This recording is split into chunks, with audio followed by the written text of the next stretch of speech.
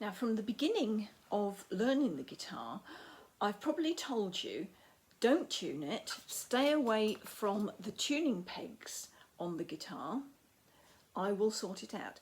At the moment, you're probably starting to find out why I tune your guitars every week and what happens when I don't. And you might need to have a go at that yourself.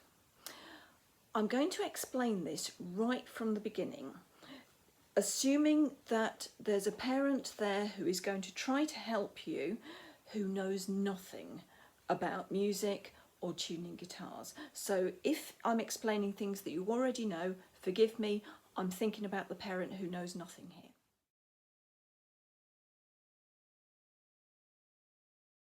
Now we need to start off thinking about the musical alphabet. I just want to explain that first so that you know what you're doing. The musical alphabet uses 7 letters, A, B, C, D, E, F, G, and it goes round in a circle. The normal alphabet, A, B, C, D, Z, all the way, it's a straight line. The musical alphabet is a circle. It goes round in a circle so that you do A, B, C, D, E, F, G, A, B, C, D, E, F, G. And each letter, if you go around that way, gets higher in sound. So it's like a spiral staircase. Think of the musical alphabet as a spiral staircase. If you're going forwards through the letters, A, B, C, D, E, F, G, then the notes are getting higher. If you're going backwards through the letters, then the notes are getting lower. I've done what I hope is a useful little diagram to help you make sense of this. So you'll see the letters there, and the ones in between, sharps, ignore those for the moment, you won't need those, they're just there.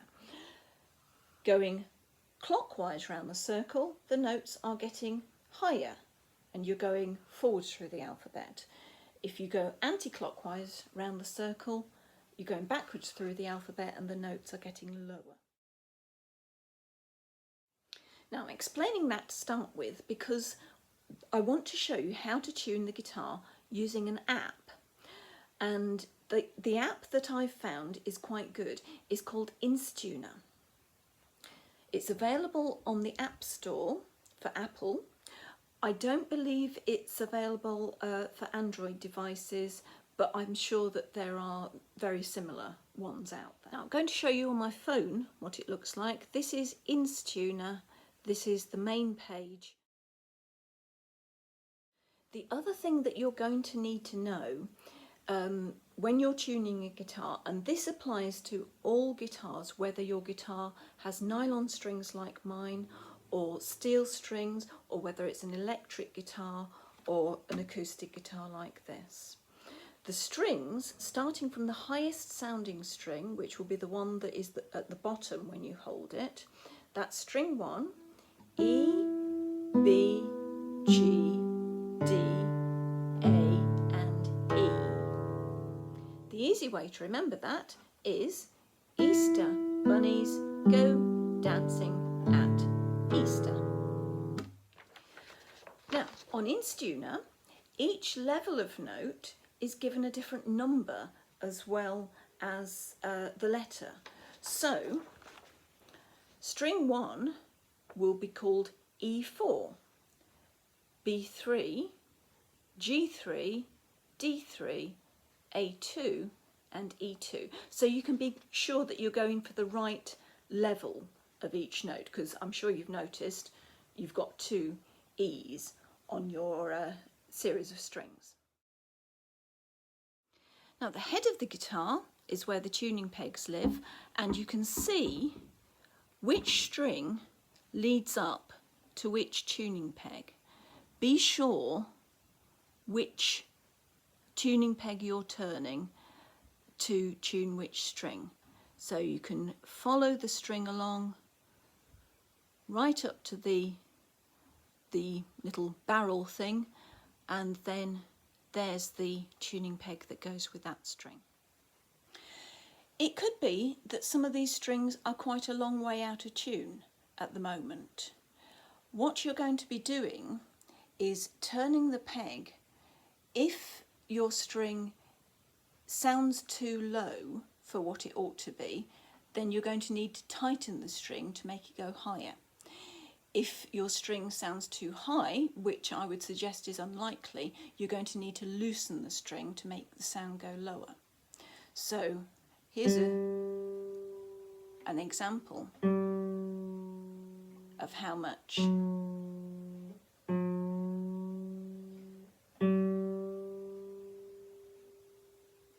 difference turning the peg makes to the string.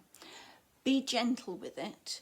It is a fair amount of turning that you'll do, but not masses and masses and masses.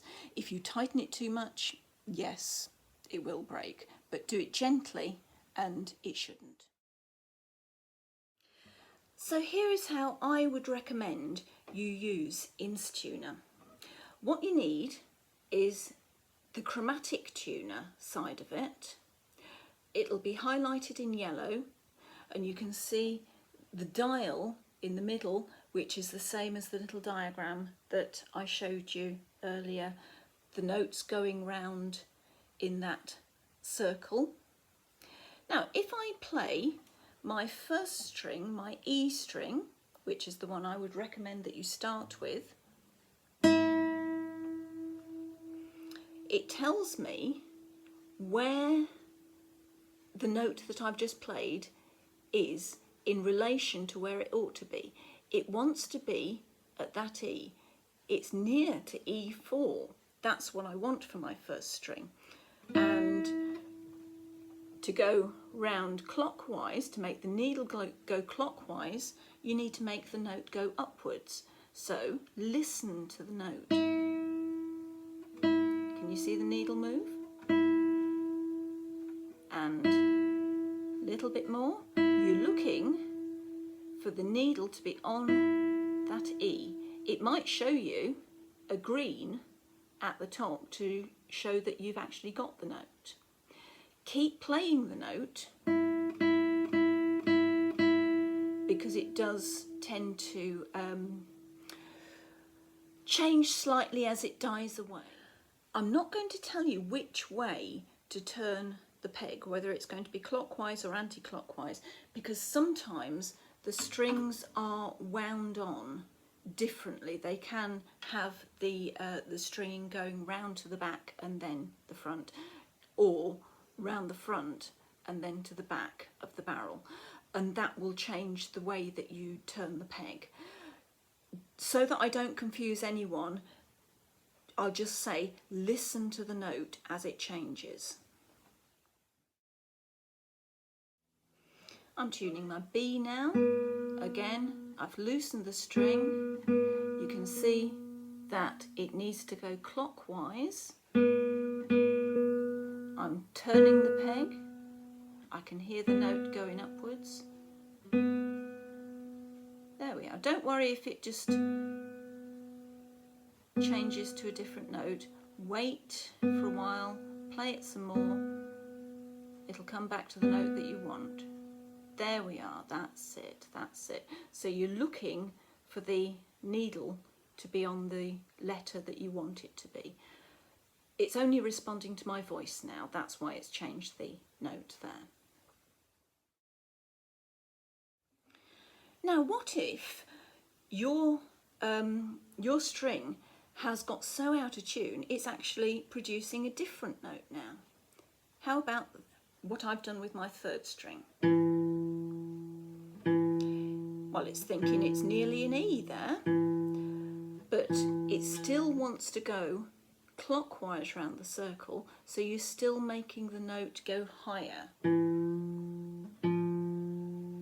It's F, it wants to be a G, wants to be G3, F sharp. Watch that needle move. You can see it's approaching the note. There it is. That's it.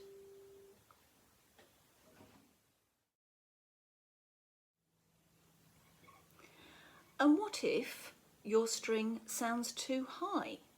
Now I'm on my string 4. It wants to be a D3, but because I've over tightened it, now it thinks it's nearly an E flat. It wants to go anti-clockwise around the circle. So I make the note lower.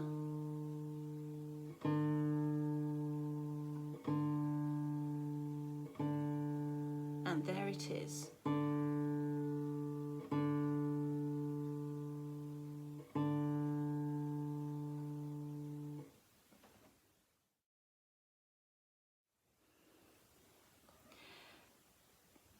With your bass strings,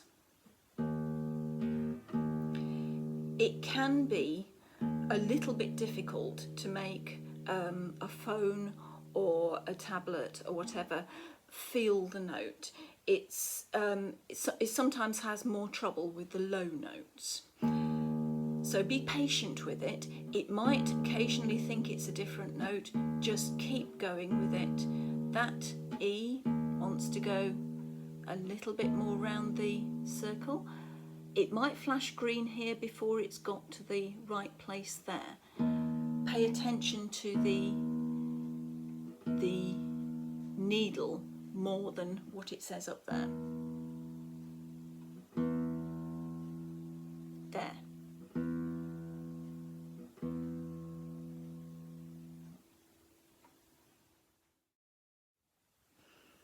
And a few last little tips. I would say only bother with the strings that you actually need. So if you're only working with strings 1, 2 and 3, don't worry about strings 4, 5 and 6. There's no point in doing stuff that you're not going to use. Don't be too concerned with getting it perfect. If it's near enough, it's good enough. And the way to check it out is get your child to play a simple tune, Twinkle Twinkle, something that you both know, so that you can just assess it and see if it sounds right. If it sounds right, it's in tune.